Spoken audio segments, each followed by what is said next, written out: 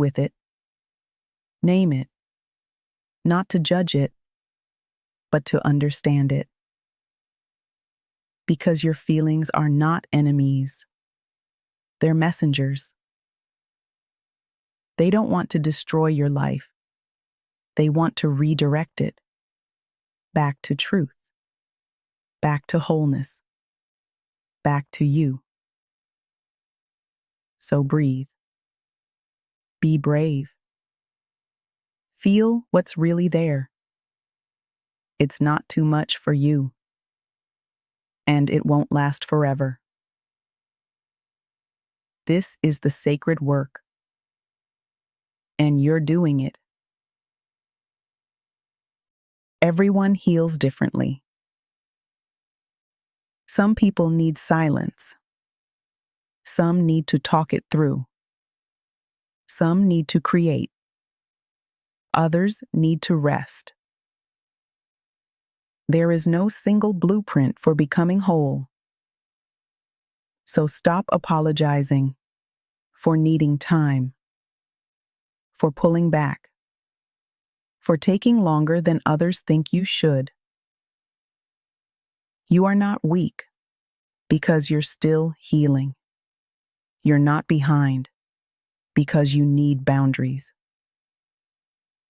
Healing is not linear. It loops. It spirals. It revisits old wounds at new depths. And sometimes the best thing you can do is honor where you are instead of rushing where you're not. Your healing doesn't have to be impressive. It just has to be real. So take the nap. Say no. Cry. Walk. Disconnect. Reach out. Whatever it is, do what your soul needs, not what makes sense to others. You don't need permission, just presence. Segment 8. You don't have to be okay to be worthy. There is a lie the world whispers, that worthiness is earned through doing, achieving, excelling. But here's the truth. You are worthy on your worst days, in your darkest hour, in your most unproductive, unseen, undone state. Because worth was never about what you do. It's about who you are. Your tears don't cancel it.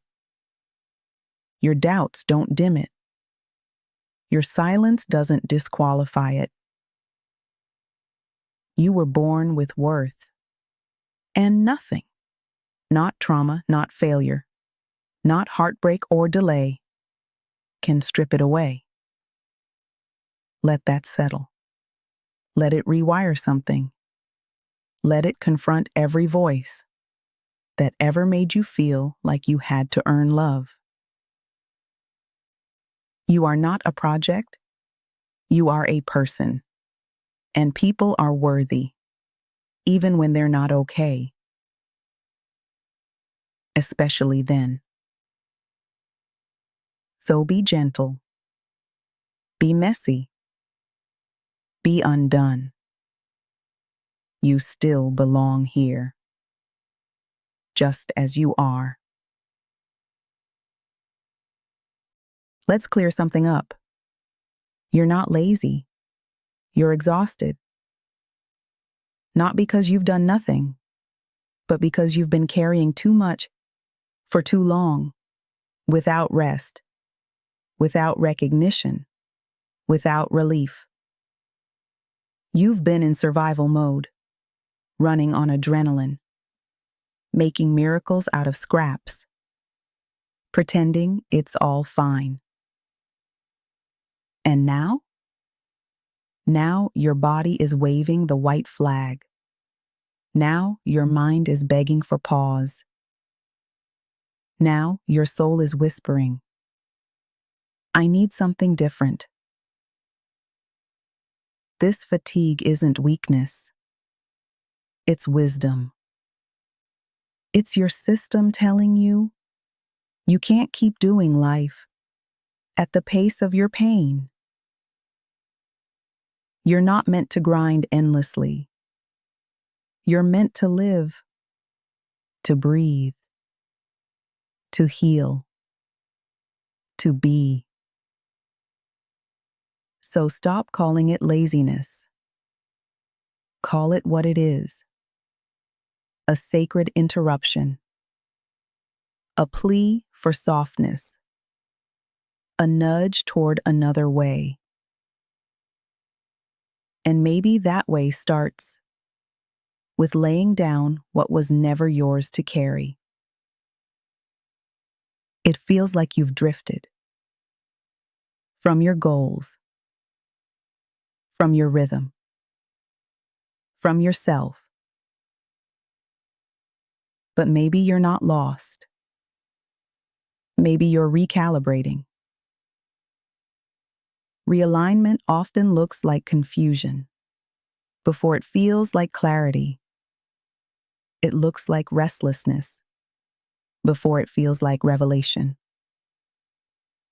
Sometimes the road forward requires you to pull over, to question everything, to feel all the feelings, to wait. And that waiting, it's not wasted. It's where your next truth is born. You are not aimless. You are attentive.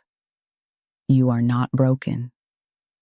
You are brave enough to pause and pivot. This is not the end of your story. This is the part where you stop forcing and start listening. Because underneath the noise, beneath the pressure, there is a still, steady voice inviting you home to yourself. You're not lost. You're realigning. And that's a sacred thing. Somewhere along the line, you were taught that rest must be earned, that you have to hustle, bleed, collapse before you're allowed to pause. But that's not truth. That's trauma disguised as productivity. Rest is not a reward. It's a right. It's not an indulgence. It's an act of survival, of resistance, of restoration. Your body is not a machine. Your mind is not a to-do list. Your soul is not a project. You don't have to wait until everything is done to breathe, to nap, to be still. The world may keep spinning, but you're allowed to stop, not because you finished everything, but because you matter. So next time guilt creeps in, when you sit down, lie down, or say, "Not today," remind yourself, rest is part of the work. It's how you come back to yourself. It's how you stay yourself. And that is holy. You've been taught to prove, to perform, to be valuable through output, appearance, perfection. But worth? It's not something you earn. It's something you already have. You are worthy of peace before you accomplish a single thing, before the inbox is cleared, before the bills are paid, before the smile is rehearsed. Let that sink in. You don't need to show up perfect to be seen. You don't need to have it all together to be loved. Peace is not the prize at the end. It's a path. It's a practice. It's something you get to choose, even in the mess. You can step out of the proving. You can lay down the pressure. You can exist without performance and still be enough. Today, let that be your quiet revolution. To rest, to be, to choose peace with no performance attached. Healing is not a straight line. It's not a checklist. It doesn't follow the rules. Your inner critic keeps whispering to you. You're allowed to revisit old wounds. You're allowed to feel okay one day and unravel the next. That's not regression. That's reality. Healing happens in layers, in spirals, in tiny, unnoticed shifts beneath the surface. Sometimes the most powerful thing you can do is notice the pattern without judgment. I'm spiraling right now, but I've been here before, and I made it through. You're not back at the beginning. You're standing on ground your younger self paved through sweat, silence, and survival. So stop measuring your healing by how quickly the pain disappears. Start noticing how quickly you return to yourself. That's progress. That's strength. That's healing. You don't have to choose between sorrow and strength, between grief and gratitude, between heartbreak and forward motion. You can hold both. That's what makes you human. Let go of the lie that healing requires emotional purity, that you must feel one thing at a time, that joy cancels out the pain, or vice versa. Some days, you'll laugh with a lump in your throat. Other days, you'll cry while still believing things will get better. That's not confusion. That's capacity. That's wholeness. Sadness isn't failure. Hope isn't denial. They're roommates in the same heart, learning to breathe together. So if you feel heavy today, but still reach for something gentle, you're doing beautifully. You're not broken. You're becoming. What if you didn't try to fix the feeling? What if you let it ride in the passenger seat without letting it take the wheel? You've been taught that emotions need to be solved, eliminated, dissected. But feelings aren't problems. They're signals. They're messengers. They're waves. And you don't have to conquer a wave. You just have to ride it. You can go to work with sadness. You can cook dinner with grief. You can take a walk with anger beside you. You're allowed to feel and function. You're allowed to cry and continue. You're allowed to not be okay and still do what matters. This isn't emotional bypassing. It's emotional coexistence. Some days the heaviness doesn't lift, but you still rise. You still show up. And that's resilience. That's the deepest kind of strength. Self-care doesn't have to be a spa day, or a 3-hour routine, or a week off in the mountains. Self-care can be brushing your teeth, even when you feel numb. Drinking a full glass of water when your appetite is gone. Replying to one text, even if the others have to wait. Self-care is not about performance. It's about compassion. It's the moment you tell yourself, I matter enough to take one small step. Some days, self-care looks like setting boundaries. Other days, it's letting yourself cry, without apology. It's not always Instagram-worthy. It won't always be noticed, but you will feel it in your nervous system, in the quiet parts of you that are desperate to be heard. Today, let your care be small and still be enough. You don't have to fully believe in yourself today. You really don't. There are days when self-trust feels too far away, when your confidence is low, when your past echoes louder than your hope. But you don't have to fake it. You don't have to force a confidence you don't feel.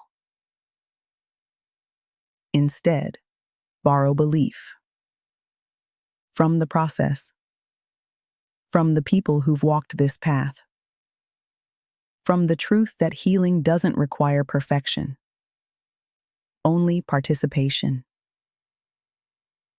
Every breath you take with intention counts. Every pause before reacting counts.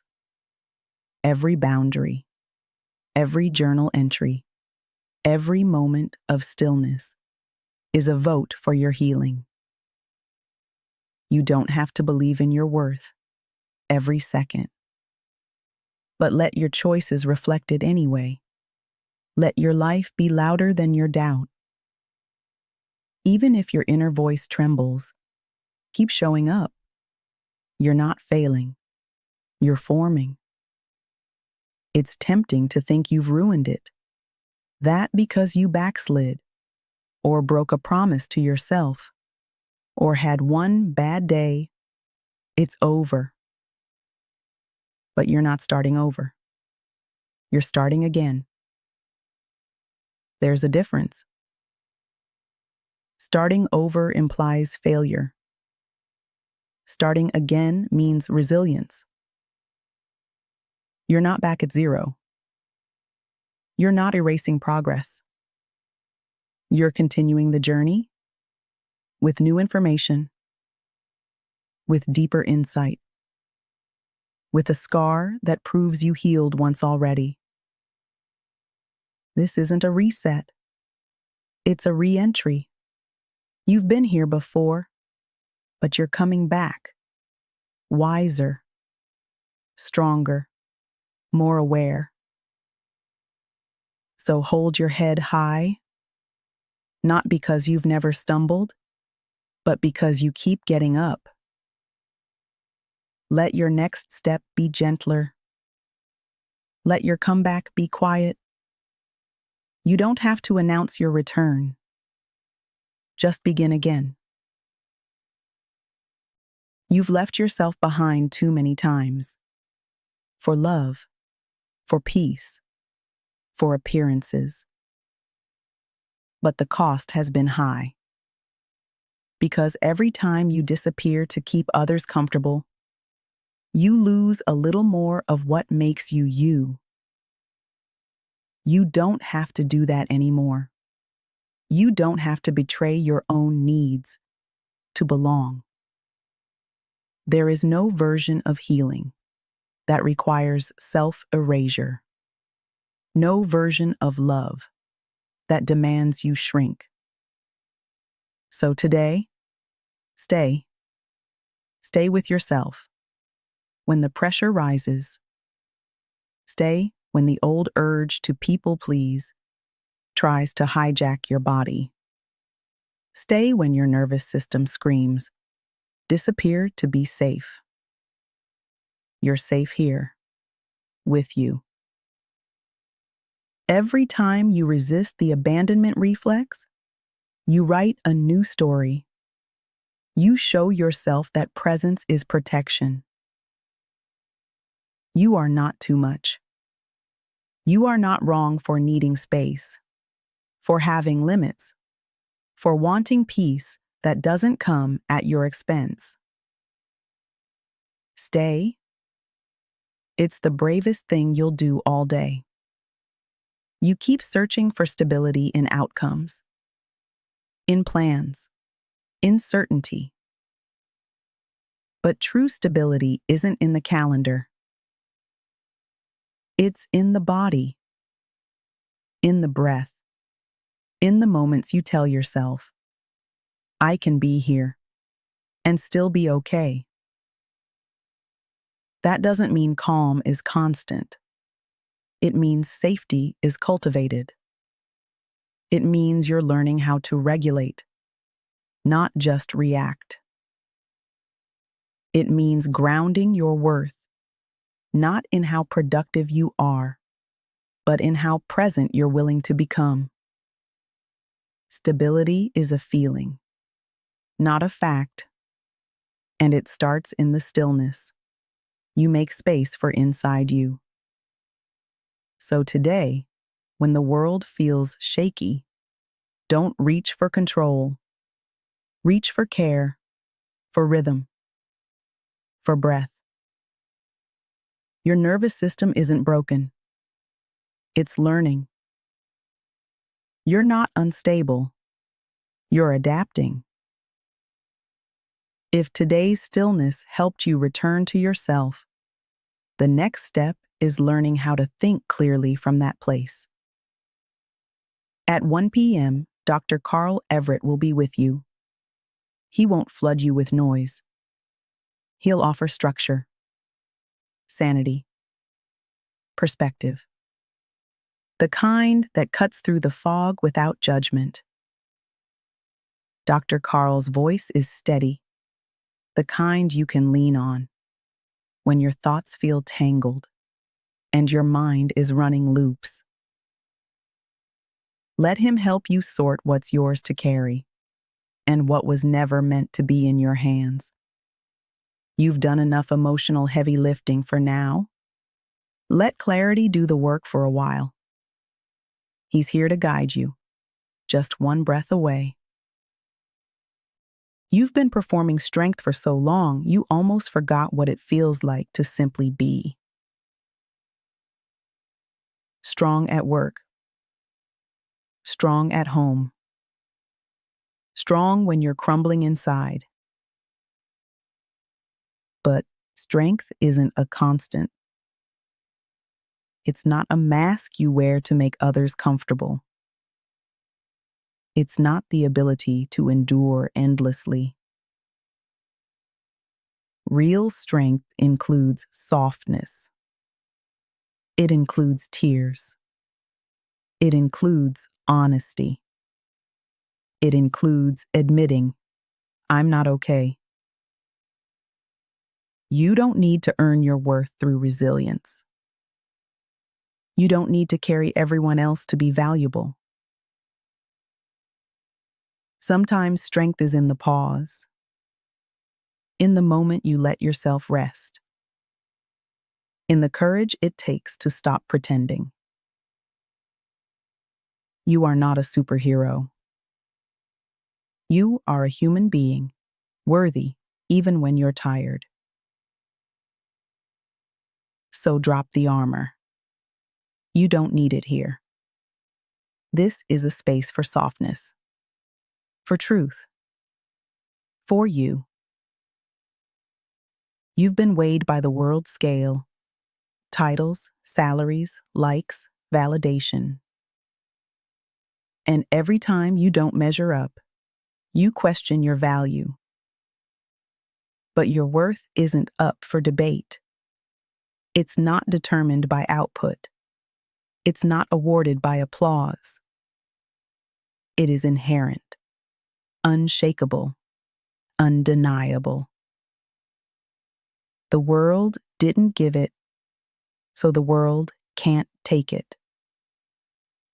You are not what you produce. You are not what you perform. You are not a number. You are a soul, a whole one, deserving of care, peace, and belonging, with or without the metrics. Let that truth undo the lies. Let it uproot the noise. Let it guide you back to yourself. Midday can feel like a storm's eye, deadlines looming, energy fading, emotions stirring beneath your to-do list. You feel the push to keep going, to be productive, to ignore the ache behind your eyes and the pressure in your chest. But healing doesn't obey a schedule, and peace doesn't wait until everything is done. Sometimes the holiest thing you can do is pause, not quit, just pause. To take one full breath without rushing, to say to your nervous system, you're not in danger. This is self-regulation, not laziness, not procrastination. It's the art of meeting your moment without abandoning yourself inside of it. Let your body land. Let your mind unclench. Let your shoulders remember they are not shields. You don't owe the world your constant productivity. You owe yourself presence. So take this minute. Make it sacred. Let the rest wait. You'll return clearer, softer, stronger. You've walked through storms, messy ones, seasons that made you question your worth because of how broken everything looked. And maybe some part of you started to believe you were the mess, that your identity was tangled in the dysfunction, in the trauma, in the reaction. But listen to me. You are not your chaos. You are the clarity that made it out. You are the witness who watched the house fall and said, I will build again. You carry survival, not shame. You hold memory, not definition. That version of you, who was scared, reactive, desperate, they were trying to cope, trying to breathe through unbearable conditions. You don't need to apologize for how you survived. You just get to grow now. And growing doesn't mean perfection. It means compassion. Hold space for all you've been and make room for all you're becoming. Because the chaos was real, but so is your healing. You've been minimizing your pain, telling yourself it's not that bad, that others have it worse, that you're just overthinking. That's not humility. That's self-abandonment. You deserve your own validation, your own belief, your own compassion. The hurt you carry, it counts. It's not exaggerated. It's not imaginary. It's not weakness. It's real. And it deserves a name. When you dismiss your pain, you delay your healing. When you tell yourself it's fine, while bleeding internally, you stay stuck in survival. There's strength in facing the truth of what hurt you. There's courage in saying, that shouldn't have happened to me. This is how healing begins, with honesty, not performance, not perfection. Be gentle with yourself, but be real, because you can't love a version of you refuse to see. You've been carrying something under layers of distraction. You smile, you work, you keep going. But underneath, grief, resentment, loneliness, confusion. It's okay. We all do it. We all pretend sometimes, just to get through the day. But pretending has a cost. And you feel it. In your chest. In your gut. In your sleep. You don't have to unpack it all at once.